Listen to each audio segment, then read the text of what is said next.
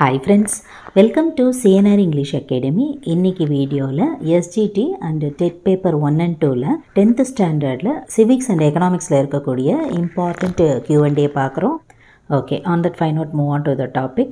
First question, இந்திய அரசியல் சட்டத்தை இயற்றியவர் யார்? ஆன்சர் பிரேம் பெஹாரி நரேன். இவர் இத்தாலிய பாணியில் அவரோட கைப்பட எழுதிய ஒரு அரசியல் சட்டம். அடுத்து, இந்திய அரசியல் அமைப்பின் முகவுரையில் எதற்கு முக்கியத்துவம் தரப்பட்டுள்ளது? ஆன்சர் பிரெஞ்சு புரட்சியின் முழக்கங்கள். பிரெஞ்சு புரட்சி அப்படின்னு சொல்லும்போது 1789ஆம் ஆண்டு முக்கியமான 3 முழக்கங்களை முன் வச்சிருக்கோம். அதாவது சுதந்திரம், சமத்துவம், சகோதரத்துவம் அப்படின்னு சொல்லக்கூடியது. இந்த முழக்கங்களுக்கு தான் பார்த்திங்கன்னா இந்திய அரசியல் அமைப்போட முகவுரையில் முக்கியத்துவம் கொடுக்கப்பட்டுள்ளது. அடுத்து, டேஷ் ஆம் ஆண்டிற்கு பிறகு இந்தியாவில் பிறந்த அனைவரும் இந்திய குடிமக்களாவர். ஆன்சர் 1950. இந்த 1950 ஜனவரி 26 அன்னைக்கோ அப்படி இல்லைன்னு சொன்னால் அதற்கு அப்புறம் வரக்கூடிய நாட்களில் பிறந்த எல்லாருமே இந்திய குடிமக்களாக கருதப்படுவாங்க அப்படின்னு சொல்லி குடியுரிமை சட்டம் சொல்லுது. இம்பார்ட்டண்ட்டான ஒரு பாயிண்ட்டு. அடுத்து, இந்தியாவின் மகா சாசனம் என்று அழைக்கப்படும் இந்திய அரசியல் அமைப்பு எது? ஆன்சர் பகுதி 3. அதாவது முதல்ல பார்த்திங்கன்னா இந்திய அரசியல் அமைப்பு 7 அடிப்படை உரிமைகளை வழங்கியிருக்கோம். இப்போ 6 அடிப்படை உரிமைகள் மட்டுமே இருக்குது. இதில் பகுதி 3 தான் பார்த்திங்கன்னா இந்தியாவின் மகா சாசனம் அப்படின்னு அழைக்கப்படுது. And there is a note here. இந்த ஆர்டிகல்ஸ் சம்மந்தமான நம்ம கோர்வையாக ஷார்ட்கட் டைப்பில் எல்லா ஆர்டிகல்ஸும் கவர் ஆகிற மாதிரி ஒரு வீடியோ கொடுத்துருப்போம். இப்போது இந்த டைமுக்கு ஈஸியாக நீங்கள் நோட் பண்ணிக்கணும்னா டிஸ்கிரிப்ஷனில் லிங்க் இருக்குது, அதை பார்த்து நீங்கள் யூஸ் பண்ணிக்கலாம். Next one. அடுத்து, சட்டத்திற்கு புறம்பாக ஒருவர் கைது செய்யப்படுவதிலிருந்து பாதுகாக்கும் நீதி பேராணை எது? ஆன்சர் ஆட்கொணர்வு நீதி பேராணை. ஹேபியஸ் கார்பஸ் அப்படின்னு சொல்லுவாங்க இல்லையா, அந்த ஆட்கொணர்வு நீதி பேராணை. அதே மாதிரி மேண்டமஸ் அப்படின்னு சொல்லக்கூடிய கட்டளையுறுத்தும் நீதி பேராணை, தடையுறுத்தும் நீதி பேராணை, ப்ராஹிபிஷன், ஆவண கேட்பு பேராணை, இதெல்லாம் பார்த்திங்கன்னா பேராணைகள் எது எதுக்கு வழங்கப்படுது அப்படின்ற தகவலை கொடுக்கும். அடுத்து, இந்திய அரசியல் அமைப்பின் இதயம் மற்றும் ஆன்மா என்பது எது? ஆன்சர் 32வது சட்டப்பிரிவு. இது யார் இந்த மாதிரி சொல்லியிருப்பாங்க அப்படின்னு பார்த்திங்கன்னா, அதாவது இந்திய அரசியல் அமைப்பின் இதயம் மற்றும் ஆன்மா அப்படின்றது 32வது சட்டப்பிரிவை பற்றி சொல்லியிருக்கிறவங்க டாக்டர் BR அம்பேத்கர். அடுத்து, அரசியல் அமைப்பின் பாதுகாவலன் என டேஷ் அழைக்கப்படுகிறது. ஆன்சர் உச்சநீதிமன்றம். அடுத்து, மாநில அரசுகள் முன்பருவ மழலையர் கல்வியை டேஷ் வயது வரையுள்ள குழந்தைகளுக்கு வழங்க அறிவுறுத்துகிறது. ஆன்சர் 6 வயது.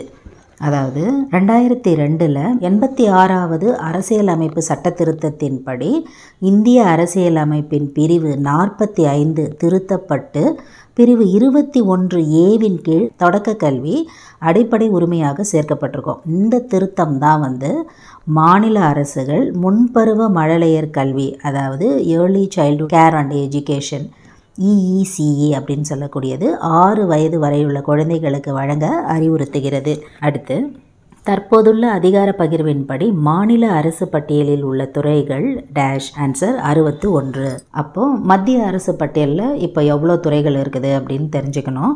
100 துறைகள் இருக்குது. ஈஸியாக ஞாபகம் வச்சுக்கலாம். மத்திய அரசு பட்டியலில் இருக்கக்கூடிய துறைகள் பார்த்திங்கன்னா 100. மாநில அரசு பட்டியலில் 61 துறைகள். அதே மாதிரி பொதுப்பட்டியலில் 52 துறைகள் அப்படின்னு மாற்றப்பட்டிருக்குது. இதில் எது வேணால் கேட்கலாம்.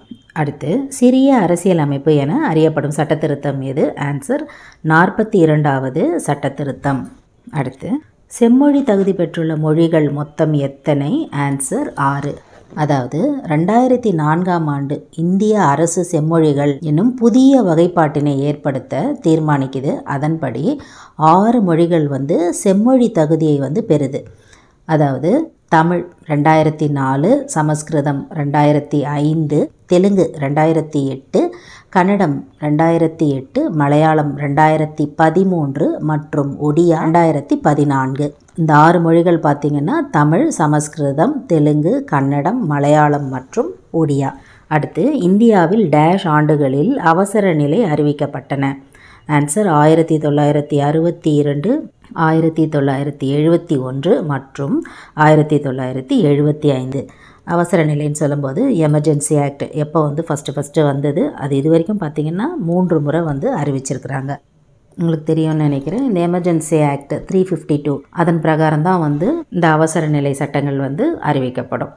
அடுத்து, இந்தியாவில் முதன்முறையாக எந்த மாநிலத்தில் குடியரசுத் தலைவர் ஆட்சி நடைமுறைப்படுத்தப்பட்டது? ஆன்சர் பஞ்சாபில். எந்த வருஷம் அப்படின்னு பார்த்தீங்கன்னா 1951. அடுத்து, ஒற்றை மாற்று வாக்கு மூலம் விகிதாச்சார பிரதிநிதித்துவத்தின்படி தேர்ந்தெடுக்கப்படுபவர் யார்? ஆன்சர் குடியரசுத் தலைவர். இந்த லெசனை பொறுத்த வரைக்கும் பார்த்தீங்கன்னா குடியரசுத் தலைவர், பிரதமர், அதே மாதிரி முதலமைச்சர் அவங்களெல்லாம் பற்றி தனித்தனியாக டீட்டெயில்ஸ் கொடுத்துருப்பாங்க. பொதுவாக குடியரசுத் தலைவர்களோட பட்டியல் வந்து கொடுத்துருப்பாங்க. 1 முதல் 14 வரை வந்து தனியாக வந்து பட்டியல் கொடுத்துருப்பாங்க. 199வது பக்கத்தில் இருக்குது. சம்டைம்ஸ் வந்து சீக்வன்ஸ் கூட வந்து கேட்டுடுறாங்க, யாருக்கு அப்புறம் யார் அப்படின்றது மாதிரி. இப்போ வந்து திரு ராஜேந்திர பிரசாத் அவர்கள், அதே மாதிரி அதுக்கப்புறம் பார்த்தீங்கன்னா திரு சர்வப்பள்ளி ராதாகிருஷ்ணன் அவர்கள், திரு ஜாகிர் ஹுசைன் அவர்கள், திரு வி கிரி அவர்கள், அந்த மாதிரி இருக்குது இல்லைங்களா லிஸ்ட்டு. அதில் யாருக்கு அப்புறம் யார் அப்படின்னு சொல்லிட்டு மாற்றி மாற்றி கொடுத்துட்டு கரெக்டு சீக்வென்ஷியல் ஆர்டர் கூட கேட்பாங்க. பொதுவாக அது வந்து பார்த்திங்கன்னா பிரதமரை விட குடியரசுத் தலைவரை பற்றி கேட்கறதுக்கான வாய்ப்புகள் அதிகமாக இருக்குது. இப்போ கரெக்டு சுச்சுவேஷனே நம்ம மனசில் வச்சுக்கிட்டு இந்த மாதிரி பாயிண்ட்ஸ் எல்லாம் கேதர் பண்ணணும். யாரை பற்றி அதிகமாக ப்ரெசென்ட் கவர்மெண்ட்டு கேட்பாங்க, அவங்க நடத்துகிற எக்ஸாம் இல்லையா, அந்த மாதிரி கொஞ்சம் நம்ம யோசித்து இந்த மாதிரி சிவிக்ஸை பொறுத்த வரைக்கும் படிக்க வேண்டியது நமக்கு ஒரு நல்ல ப்ரெசென்ட் அப்ரோச்சை கொடுக்கும். அதனால் பொதுவாக வந்து பார்த்திங்கன்னா நீங்கள் வந்து பிரசிடெண்ட்டை பற்றி, அதே மாதிரி சீஃப் மினிஸ்டர் அவங்க யாருக்கு அப்புறம் யார் அப்படின்னு சொல்லிட்டு அந்த பட்டியல் கொடுத்துருக்காங்க இல்லைங்களா, அதை வந்து பார்த்துக்கோங்க. பிரைம் மினிஸ்டரை வந்து இதுக்கப்புறம் பாருங்கள். President, chief minister, prime minister, அந்த மாதிரி ஆர்டரில் வந்து பார்த்துக்கோங்க. அடுத்து, குடியரசுத் தலைவர் ஆட்சி அதிகபட்சம் நடைமுறைப்படுத்தப்பட்ட இந்திய மாநிலம் எது? ஆன்சர் கேரளா மற்றும் பஞ்சாப். அதாவது 9 முறை வந்து குடியரசுத் தலைவர் ஆட்சி வந்து நடைமுறைப்படுத்தப்பட்டிருக்குது. பர்டிகுலராக பார்த்திங்கன்னா கேரளா மற்றும் பஞ்சாபில். இது எத்தனை முறை அப்படின்னு கேட்கலாம், எந்த மாநிலங்கள் அப்படின்னும் கேட்கலாம். 9 முறை கேரளா மற்றும் பஞ்சாபில். அடுத்து, குடியரசுத் தலைவர் மற்றும் துணை குடியரசுத் தலைவர் பதவிகள் காலியாக இருக்கும் பட்சத்தில் டேஷ் பணிகளை செயலாற்றுவார்? ஆன்சர் உச்சநீதிமன்ற தலைமை நீதிபதி. இது மாதிரி ஒரு சுச்சுவேஷன் இந்தியாவுக்கு வந்திருக்குதா அப்படின்னு பார்த்தீங்கன்னா வந்திருக்குது. அதாவது எந்த வருஷம் அப்படின்னா 1969ஆம் ஆண்டில் வந்து இந்தியாவில் இந்த மாதிரி ஒரு நிகழ்வு நடந்திருக்குது. அப்போ இருந்த நீதிபதி, அதாவது உச்சநீதிமன்ற தலைமை நீதிபதி யாருன்னு பார்த்தீங்கன்னா நீதிபதி எம் இதயத்துல்லா அப்படின்றவங்க வந்து குடியரசுத் தலைவராக நியமிக்கப்பட்டிருக்கிறாங்க. அடுத்து, முடிவு வாக்கு அளிக்கும் உரிமை பெற்றவர் யார்? ஆன்சர் துணை குடியரசுத் தலைவர். அதாவது மாநிலங்களவையில் வந்து இந்த சட்ட மசோதாலாம் நடக்குது இல்லையா, அப்போது வாக்கெடுப்பு நடக்கும்போது இப்போது பேலன்ஸாக இருக்குதுன்னு வச்சுக்கோங்களேன், சமநிலையில் இருக்குது அந்த ஓட்டு அப்படின்னு சொன்னால், அப்போது அரசியலமைப்பு சட்டப்பிரிவு 100 படி துணை குடியரசுத் தலைவர் தான் வந்து ஓட் பண்ணலாம். அவருக்கு யார் வந்து விருப்பமாக இருக்கிறாங்களோ அவங்களுக்கு வந்து, அதாவது விருப்புரிமை அதிகாரத்தை வந்து சட்ட மசோதாவுக்கு ஆதரவாகவோ எதிராகவோ வாக்களிக்கும் அதிகாரம் பெற்றவர் ஒரே ஒருத்தர் யாருன்னு பார்த்தீங்கன்னா துணை குடியரசுத் தலைவர் தான். இதை நல்லா ஞாபகம் வச்சுக்கோங்க. அவரை பொறுத்து தான் வந்து பார்த்திங்கன்னா அந்த ஒரு ஓட்டு டிஃபரன்ஸில் வந்து அந்த சட்ட மசோதா வந்து நிறைவேறும்.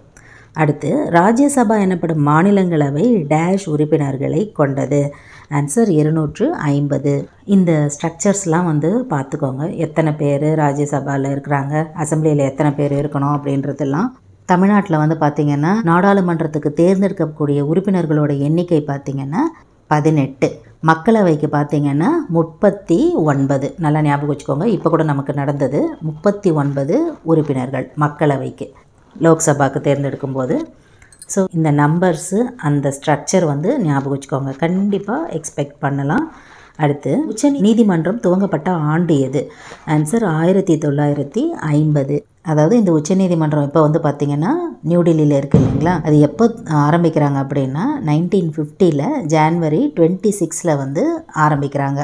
இது வந்து 1935ஆம் ஆண்டு இந்திய அரசு சட்டத்தின் கீழ் நிறுவப்பட்ட கூட்டாட்சி நீதிமன்றத்தை தொடர்ந்து உருவாக்கப்பட்டது. அப்போ இதுக்கு முன்னாடி வந்து ஆரம்பிச்சிருக்கிறாங்க. அந்த இயர் ஞாபகம் வச்சுக்கணும், 1935 அப்படின்றது ஞாபகம் வச்சுக்கணும். அடுத்து, மாநில நிர்வாகத்தின் உண்மையான தலைவர் யார்? ஆன்சர் முதலமைச்சர்.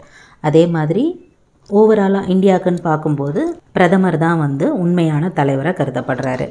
அடுத்து, தமிழகத்தில் சட்டமன்ற உறுப்பினர்களின் மொத்த எண்ணிக்கையின்படி அமைச்சர்களின் எண்ணிக்கை டேஷ் வரை இருக்கும். ஆன்சர் 36. எவ்வளோ அதோட லிமிட்ஸ் இருக்கணும் அப்படின்னு பார்த்தீங்கன்னா 36. அப்போ மொத்த உறுப்பினர்களின் எண்ணிக்கை எவ்வளோ இருக்கணும் அப்படின்னா ஓவராலாக 234 2 3 4 அப்படின்னு சீக்வன்ஸாக வரும். அப்படியே ஞாபகம் வச்சுக்கலாம். 236 பேரில் 36 பேர் வரைக்கும் இருக்கலாம் அப்படின்ற லிமிட் இருக்குது. அதை பர்சன்டேஜில் கேட்டாங்க அப்படின்னு சொன்னால் 15 விழுக்காடு 15%. அதாவது 234ல் பர்சன்டேஜ் வைஸ் கேட்டாங்கன்னா 15%, எண்ணிக்கையில் கேட்டாங்க அப்படின்னு சொன்னால் 36. அடுத்து தமிழ்நாட்டில் சட்டமேலவை நீக்கம் இயற்றப்பட்ட ஆண்டு எது? ஆன்சர் 1986. அதே வருஷத்தில் தான் இதை நடைமுறைப்படுத்துவாங்க. அதாவது 1986 நவம்பர் 1 இந்த மேலவை சட்ட நீக்கம் நடைமுறைப்படுத்துவாங்க. அடுத்து டேஷ் சட்டம் 2 அல்லது அதற்கு மேற்பட்ட மாநிலங்கள் அல்லது யூனியன் பிரதேசங்களுக்கு ஒரு பொதுவான உயர்நீதிமன்றத்தை நிறுவ அதிகாரம் வழங்கியது. ஆன்சர் 7வது திருத்தச் சட்டம். இயர் பார்த்திங்கன்னா 1956. அடுத்து டேஷில் உயர்நீதிமன்றங்கள் கல்கத்தா, பம்பாய் மற்றும் சென்னையில் தோற்றுவிக்கப்பட்டன. ஆன்சர் 1862. இதில் இயரும் முக்கியம், அதே மாதிரி இடங்களும் முக்கியம். இடங்கள் கொடுத்துட்டு இயரும் கேட்பாங்க, இயர் கொடுத்துட்டு எந்தெந்த இடம் அப்படின்னு கேட்டாலும் தெரியணும். அடுத்து தனிநபர் வருமானத்தை பற்றி முதலில் கூறியவர் யார்? ஆன்சர் தாதாபாய் நவ்ரோஜி. இயர் பார்த்திங்கன்னா 1867 68 முதலாக தாதாபாய் நவ்ரோஜி தான் இந்தியாவின் வறுமை மற்றும் ஒரு பிரிட்டிஷ் இல்லா ஆட்சி அப்படின்ற ஒரு புக்கில் தனிநபர் வருமானத்தை பற்றி முதல்ல சொல்கிறாரு. அந்த புக்கு நேம் ஞாபகம் வச்சுக்கணும். அதாவது இந்தியாவின் வறுமை மற்றும் ஒரு பிரிட்டிஷ் இல்லா ஆட்சி. இந்த மாதிரி புக்கு நேமை கொடுத்துட்டு யார் எழுதுனாங்க அப்படின்னு கேட்டாலும் நமக்கு தெரியும், பை நவ்ரோஜி அப்படின்னு சொல்லிட்டு. அதில் தான் அவர் ஃபஸ்ட்டு தனிநபர் வருமானத்தை பற்றி பேசுகிறாரு. அடுத்து ஜிடிபியின் நவீன கருத்து முதலில் உருவாக்கப்பட்ட ஆண்டு டேஷ். ஆன்சர் 1934. இது 1934 காங்கிரஸ் அறிக்கையின்படி சைமன் குஷ்நாட் அப்படின்றவர் பார்த்திங்கன்னா ஃபஸ்ட்டு ஜிடிபியோட நவீன கருத்தை உருவாக்குறாரு. அடுத்து பொருளாதாரத்தின் உண்மையான முன்னேற்றத்தை அளப்பதற்கு டேஷ் குறியீடு பயன்படுகிறது. Answer HDI. இந்த HDI அப்படின்னா என்னென்னா ஹியூமன் டெவலப்மெண்ட் இண்டெக்ஸ், அதாவது மனிதவள மேம்பாடு குறியீடு. அடுத்து புதிய பொருளாதார சீர்திருத்தம் எவ்வாறு அழைக்கப்படுகிறது? ஆன்சர் LPG, அதாவது லிபரலைசேஷன், ப்ரைவேட்டைசேஷன் அண்டு குளோபலைசேஷன். அதை LPG அப்படின்னு சொல்கிறாங்க. அடுத்து இந்தியா உலகத்தில் டேஷாவது மிக வேகமாக வளர்ந்து வரும் நாடாகும். ஆன்சர் 5வது வேகமாக வளர்ந்து வரும் நாடாகும். இதை யார் சொல்கிறாங்க அப்படின்னு பார்த்தீங்கன்னா பன்னாட்டு நிதி நிறுவனம் இருக்காங்க இல்லையா, IMF, அதாவது இன்டர்நேஷ்னல் மானிட்டரி ஃபண்டு.